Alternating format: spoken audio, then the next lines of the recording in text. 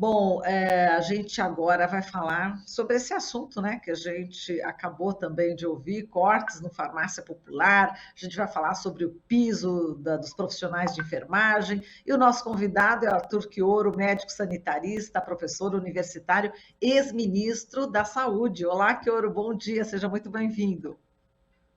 Bom dia, Marilu, bom dia, Glauco, bom dia a todos e todas que nos acompanham. Prazer estar de novo com vocês aqui. O prazer é o nosso sempre, né, Quioro? Bom, vamos começar aqui Ainda que vocês pelos me chamem sempre quando tem problema, né? Pois é, olha, essa é uma verdade, né? Essa é uma grande verdade. Mas vamos ver, né, se futuramente a gente consegue te convidar para a gente falar de notícias boas, né? Quem sabe, né? Depois aí de alguns meses, né, Kioro? Vamos lá. Com Então, querido, torcida. vamos lá, vamos falar aqui sobre os cortes no programa, né, Farmácia Popular, está previsto, a gente acabou de ver e ouvir a reportagem, né, previsto o corte no orçamento para o próximo ano, elaborado aí pelo Executivo, em 50%, né, e até 60% no Farmácia Popular, e também no programa Mais Médicos e também na saúde indígena. Enfim, qual que é a sua avaliação? Agora eles estão fazendo de tudo, né, para tentar aí remendar aqui esse estrago, né? O pessoal, inclusive, da campanha do Bolsonaro está bastante preocupado, né, Kioro? Mas vamos lá, qual que é a sua análise em relação a esse corte, né, tão brutal? E é muito interessante, Marilu, tem bastidores nessa história, além da repercussão política, né, porque se trata de um corte de um programa que atende milhões de brasileiros, né, e brasileiras, né, que além da assistência gratuita que o SUS oferece, também podem contar com a distribuição de medicamentos gratuitos, importantíssimos para a hipertensão, para a diabetes, para a asma, né, para problemas muito prevalentes, né. Há também uma dimensão, porque é claro que isso também mexe com os interesses da própria indústria. Então, há setores, né, da indústria que produz esses medicamentos que sabem que o SUS, o Ministério da Saúde, é um grande comprador, né? Então, eles conseguem destruir até as pontes com um setor que, em tese, há alguns anos ajudou na construção do golpe. Então, é muito importante fazer uma análise mais aprofundada dessa questão, que tem na raiz, e aí não tem outra conversa, né, que tem na raiz os efeitos da emenda constitucional do teto. Porque, veja, para o ano que vem, a lei orçamentária anual, que foi enviada pelo governo Bolsonaro e aprovada pelo Congresso Nacional, prevê uma diminuição do orçamento do Ministério da Saúde com ações e serviços públicos de saúde. Só para se ter uma noção, este ano, o orçamento do Ministério para essas ações é de 150 bilhões e meio. Para 2023, mesmo com inflação, com envelhecimento, com rescaldo da Covid, com vacinação atrasada, com todos os problemas, com as filas, com esse caos que virou a saúde no Brasil, o orçamento é menor, 149 bilhões e 300 pelos efeitos da emenda do teto. Detalhe, e aí é importante para entender por que o governo o Bolsonaro vai e corta a farmácia popular, corta o Mais Médicos, corta a saúde indígena, assim como vai cortar vários outros programas importantíssimos do Ministério. Porque, além de tudo, além de ser menor o orçamento do ponto de vista nominal, né, dentro dele tem 10 bilhões e 400 milhões de reais de orçamento secreto. Ou seja, essa negociata com o Congresso que o Bolsonaro armou embute 10 bilhões e meio secretamente para os deputados depois. Por isso que ele hoje foi, olha, nós vamos reverter. Mas quando que ele vai reverter? Ele fez uma mensagem ontem para o Congresso? Não, não fez. Depois da eleição, ele vai fazer? Também não vai fazer. Ele vai contar com a boa vontade, com a sensibilidade dos deputados, da base dele, que criaram esse esquema de uso absolutamente perverso do orçamento para recompor o orçamento do Ministério. Aqui entre nós, né? Ninguém acredita, ele não tem a mínima credibilidade, e o que a gente tem hoje é um legado para 2023 que terá que ser corrigido pelo próximo presidente, né? E espero que o Brasil tenha clareza do que vai acontecer. Por quê? Porque senão nós vamos seguir firmes e fortes na desmontagem de um conjunto de políticas de saúde que têm sido fundamentais para defender a vida da população brasileira. É assim que aconteceu com os NASFs na atenção básica, é assim que aconteceu com Mais Médicos, é assim que aconteceu com o programa Brasil Sorridente, é assim com o não reajuste, nem para recompor a inflação dos valores repassados para as santas casas, para as prefeituras, para sustentar as UPAs, os ambulatórios de especialidades. Então, assim, é uma lógica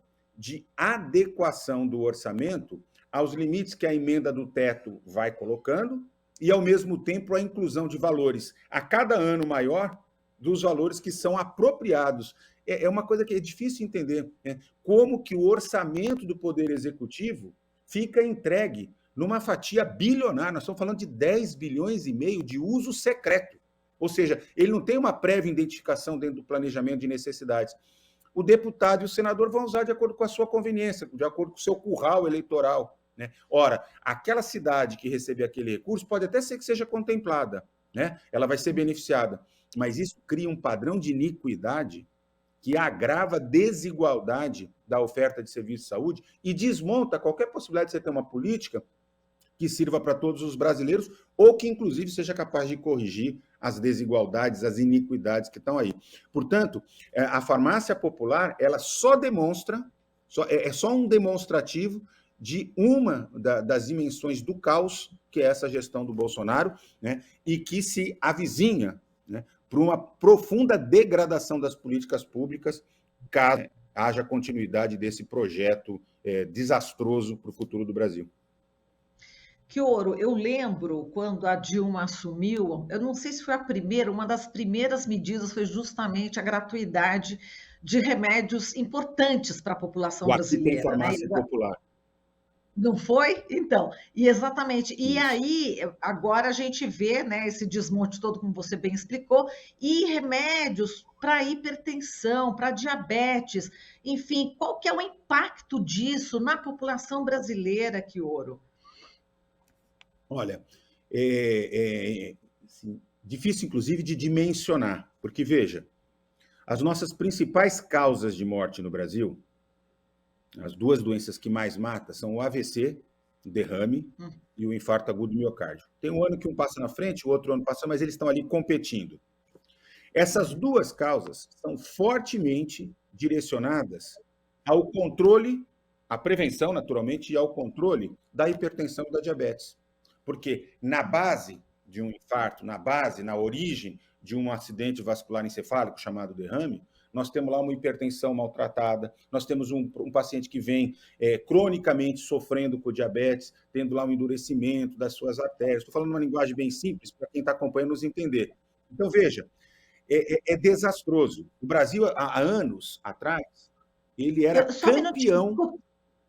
Desculpa, Chioro, parece que eu estou ouvindo aqui umas vozes, criança, eu não né? sei se...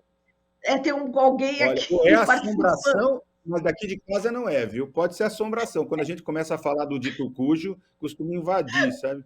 Tudo pode acontecer, né, Chioro? Não, mas eu acho que o pessoal já está alerta, já está fechando os microfones aí da equipe. Mas vamos lá, desculpa, Chioro, te interromper, mas era necessário. Imagina. Então, o que eu estava dizendo é assim, então, quando a gente tem uma hipertensão e uma diabetes que não é bem tratada, daí, olha a importância. A hora que desmonta a atenção básica, a hora que ele acaba com mais médicos, a hora que ele acaba com os NASFs, nós vamos perdendo a oportunidade de fazer diagnóstico precoce e tratamento. Mas a hora que você também deixa de oferecer para a população os medicamentos de forma gratuita para poder cuidar e tratar, controlar a hipertensão e diabetes, você começa a produzir pacientes em situação de descontrole, que vão encher as nossas UPAs, os nossos pronto-socorros, vão acionar o SAMU, vão parar numa UTI e vão morrer mais. E nós estamos falando de duas doenças com uma enorme prevalência, né? Mais de 30% da população adulta tem hipertensão, e quanto mais idoso, vai aumentando maior a prevalência. Portanto, são os idosos que mais sofrem com isso. Diabetes, nós estamos falando de uma enfermidade, 7% da população adulta tem diabetes, e inclusive, novamente, começa a aumentar essa proporção, quanto mais idosa a população vai ficando, né? Portanto, é uma verdadeira perversidade, né? Veja, nós estamos falando de um programa que atendeu, e eu não estou falando da gratuidade do medicamento no SUS, porque as prefeituras, com muito esforço e tal, vão continuar distribuindo os medicamentos. Mas aqui tem farmácia popular, né? As pessoas, por exemplo, que têm o seu plano de saúde, um aposentado, etc., ele consegue pegar numa farmácia esse medicamento gratuitamente mediante a receita. Portanto, o governo federal usa o seu poder de compra pública, né? Ou seja, como um grande comprador, ele negocia e derruba os preços, porque ele está comprando num volume gigantesco, e faz isso. Agora, Marilu, veja que interessante. No final do governo da Dilma, né, os valores que estavam sendo executados no ponto de vista de aquisição de medicamentos já estavam na faixa de 2 bilhões e 400 milhões de reais. E ele vem sendo progressivamente diminuído no governo Bolsonaro. Este corte já é em cima, que está previsto para o ano que vem, já é em cima de outros cortes, né, que vêm sendo feitos historicamente. Porque a desmontagem, ela não começa em 2022. A desmontagem vem sendo feita desde o golpe de 2016, no governo Temer, e se agrava a partir da posse do presidente Bolsonaro, inclusive na gestão do Mandetta, que eu sempre digo, colocou o jalequinho do SUS do Carnaval, gostou da popularidade, mas operou, né, a lógica de desmontar o Mais Médicos, de desmontar a atenção básica, de desmontar a farmácia popular, já vem desde o início, tá certo? Pela operação casada, combinada entre a lógica econômica, liderada pelo Guedes, pela lógica sanitária, liderada pelo Mandetta e agora pelo Pazuello, depois pelo Queiroga, né, que é o de plantão nesse momento, tá certo? Mas todos operando sob a égide, né, do chefe maior, que é o Bolsonaro. Bom, Chioro, agora vamos falar sobre outro assunto, né, em relação agora sobre o piso salarial para a enfermagem. Aí o Supremo Tribunal Federal manteve aí a suspensão dos pagamentos, né, do piso salarial da enfermagem, até que sejam feitos cálculos sobre as maneiras de financiar essa nova lei. O julgamento terminou aqui com o placar de 7-4, né, com o voto final da ministra Rosa Weber, e só para a gente relembrar, a lei 14.434/2022, aprovada pelo Congresso e sancionada pelo presidente Bolsonaro, definiu o pagamento mínimo de R$ 4.750 para enfermeiros. Técnicos em enfermagem receberiam os 70% desse valor, ou seja, R$ 3.325, auxiliares de enfermagem, parteiras, 50%, o que daria aí R$ 2.375 mensais. Enfim, como é que você viu essa decisão? E, enfim, toda essa análise, né, que você faz tão bem, que a respeito agora para enfermagem. Marilu, eu acho que esse é um tema delicadíssimo, né, que tem que ser tratado com muita gravidade, porque nós estamos falando, né, de uma das maiores categorias profissionais do país. Segundo o Diese, existem registros profissionais de 1.070.000 enfermeiros, técnicos e auxiliares trabalhando. Só para ter uma noção, nós estamos falando de 272.000 enfermeiros, 583.000 técnicos, 214.000 auxiliares de enfermagem. Mas os estudos da professora Maria Helena Machado, da Fiocruz, né, sugiro inclusive que vocês possam fazer uma entrevista com ela, porque é a pessoa que mais estuda isso hoje, aliás, há muito tempo no Brasil. Ela indica que existem alguma coisa, registrados no Conselho Federal de Enfermagem, 2.700.000 enfermeiros, técnicos de enfermagem. 2.200.000 atuando profissionalmente. Tem mais ou menos 500.000 que estão fora do mercado de trabalho, ou desempregados, ou fazendo outras coisas, etc. Mas tem uma diferença entre aqueles que têm carteira assinada e aqueles que estão exercendo a profissão, que é muito importante, quase 1.100.000 profissionais. O que indica subemprego, o que indica vínculos precários de trabalho. Então, assim, é uma situação extremamente grave. Então, a primeira coisa que eu queria dizer é isso: 85% dessa categoria profissional é constituída por mulheres que vivem a sobrecarga do mundo do trabalho e do mundo da vida, né? Nós, a sociedade brasileira, tem uma dívida moral, uma dívida ética com a enfermagem, que é a nossa, literalmente, linha de frente dos cuidados à saúde.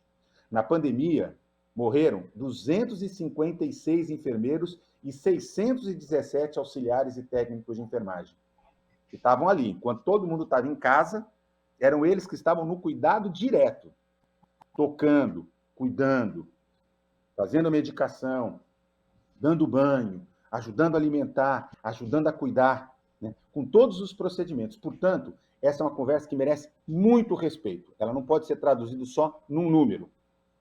Há dificuldade de calcular qual é o impacto? Claro que há. Eu já estou dando alguns elementos. Primeiro, pela grandiosidade da categoria. Não estou falando de uma categoria pequenininha, que você calcula o impacto e vê como é que nós vamos fazer para resolver. Nós estamos falando de uma das categorias mais numerosas e mais importantes do Brasil. Depois, que existem, que estão divididas por múltiplos empregadores. Agora, olha que interessante, né? Estudos do DIEESE, que eu confio bastante, e feitos em cima de 1.070.000 profissionais, indicam que o impacto da implementação do piso seria de alguma coisa em torno de 15 bilhões e 80 milhões de reais por ano. Só de orçamento secreto, nós estamos falando de 10 bilhões e meio. Portanto, uma equação, né, poderia vir daí. A outra equação, e me parece que um problema do piso tem a ver com isso também, é que uma parte do setor privado estabelece vínculos precários. E é aí aonde, efetivamente, talvez o piso... Porque tem muito empregador que, inclusive, paga acima do piso hoje já. Né? Como nós estamos falando de piso, nós vamos encontrar situações muito heterogêneas. Desde gente que já paga acima do piso, mas tem uma grande quantidade de empregadores. Então, cálculos iniciais indicam que o impacto para as prefeituras seria de 4 bilhões e 400. Para os governos estaduais, de 1 bilhão e 400. Para o Ministério, só de 53 milhões. Para os filantrópicos, 4 bilhões e 600. E para o setor privado, lucrativo, 5 bilhões e 200. Então, existe um impacto sobre folha, sobre encargos, etc? Existe. É preciso considerar. Mas, insisto, há uma dívida moral e ética que precisa ser paga com essa categoria profissional, que precisa ser remunerada dignamente, porque ela foi importante, ela é importante e vai continuar sendo importante. Eu espero que essa decisão do Supremo, que é claro que desagrada todo mundo que, como eu, compreende a importância, ela seja revertida e consolide este compromisso que tem que ser encontrado com recursos públicos e privados para equacionar essa conta que o Brasil tem com a enfermagem. Eu tenho acompanhado de maneira muito preocupada, assim, eu estou muito preocupado com esse debate, porque ele explode, né? Com esses 60 dias que o Supremo Tribunal conferiu para que sejam apresentados os cálculos, ele explode muito provavelmente no processo de transição dos governos estaduais e do governo federal, né, após as eleições de 2 de outubro. E isso será, sem dúvida nenhuma, das pautas talvez mais quentes, né, que o Brasil vai viver, porque, insisto, nós estamos falando de uma categoria profissional que merece ser respeitada e que nós precisaremos encontrar uma solução. Veja, para pagar um piso, como você bem disse, né, que não é nenhum piso milionário, nós estamos falando de R$ 4.750 para os enfermeiros, R$ 3.325 para os técnicos e R$ 2.375 para os auxiliares, que, por conta das baixas condições salariais, muitas vezes são obrigados a ter 2, 3 vínculos, sem contar, como eu disse, a dimensão que acaba sobrando para as mulheres, que é também cuidar de casa, de todas as coisas. Não é por menos que a enfermagem, estudos mostram que 1/4 dos profissionais de enfermagem têm comorbidades, 70% vivem com esgotamento mental, vivem em condições de bioinsegurança, péssimas condições de trabalho e salários que os obrigam a ter muitos vínculos. Aí a pergunta que fica, merece ou não merece resolver o piso, da enfermagem? Perfeito. Também estão doentes, né? Também precisam ser cuidados. Perfeito, que ouro. A gente agradece demais aqui a sua participação. Sempre uma, né, professor? Maravilha. Muito obrigada, viu, Quioro, pela tua participação. Santista da minha terra. Um forte abraço para você, viu, meu querido? E uniformizado, nas mesmas cores que você, propositalmente hoje, você viu? Você vê, né? E a gente nem combinou, né, Quioro? Tudo Tchau, certo, um a gente gosta. até... Um beijo. Até mais. Tchau, querida. Falamos aqui com Arthur Quioro, médico sanitarista, professor universitário, ex-ministro da Saúde, também aqui com bastante orgulho, né, para os brasileiros. Estamos apresentando Jornal Brasil Atual. As notícias que os outros não dão.